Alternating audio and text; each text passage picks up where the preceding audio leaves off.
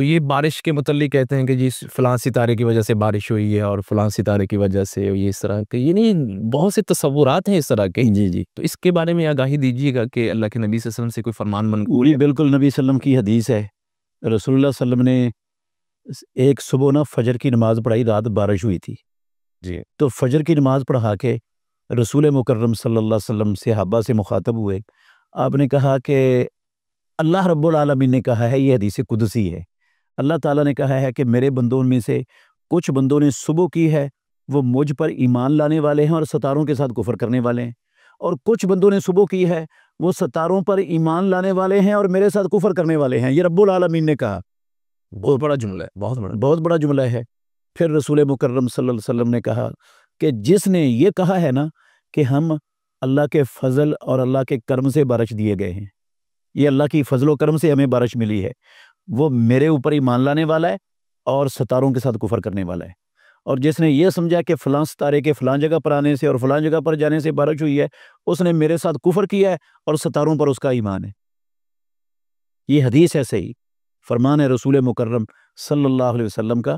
تو اس سے پتہ چلتا ہے کہ ستاروں کا جو آپ نے 3 ان کے فوائد بیان کیے ہیں نا، چوتھا فائدہ کتاب و سنت میں ڈاکٹر صاحب ان کے علاوہ کوئی نہیں آیا.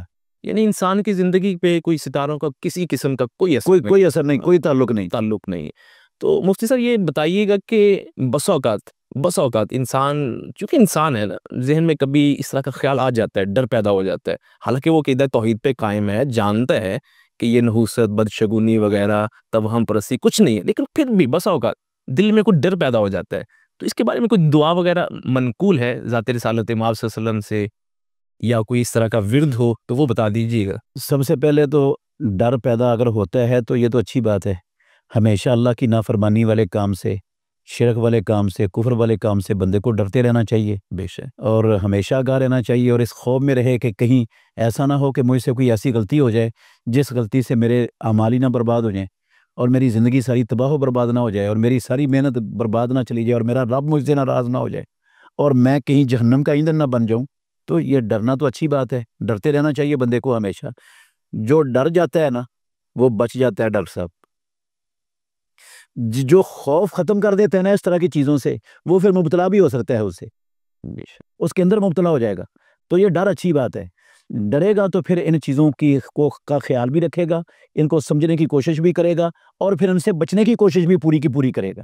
اور جب بچنے کی کوشش کرتا رہے بندہ، اور پھر بندے سے کوئی ایسی چیز ہو جائے تو پھر اللہ رب العالمین پکڑ نہیں کرتے، کیونکہ اس نے بچنے کی پوری کوشش کیا. انسان ہے نا، تو انسان ہے، انسان کمزور ہے، اللہ نے کمزور بنایا ہے انسان کو، تو کمزوری کی بنا پر کبھی اس کے سوچ اس کو غلط سوچ آ سکتی ہے.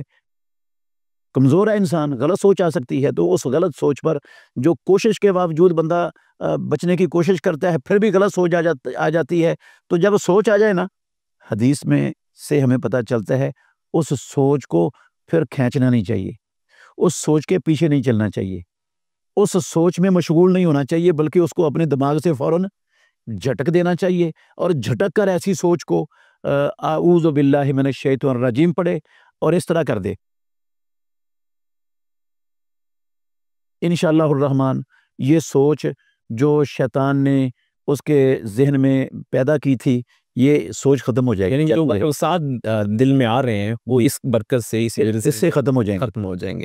اور ویسے بھی بندہ جو صبح و شام کے اذکار کرتا ہے، رات کو سونے کے اذکار کرتا ہے، اور فرضی نمازوں کے سلام پھیرنے کے بعد والے اذکار کرتا ہے نا، اللہ کے فضل سے شیطان کی شر سے بڑی مضبوط پناہ اس کو حاصل ہو جاتی ہے اللہ رب العالمین کی.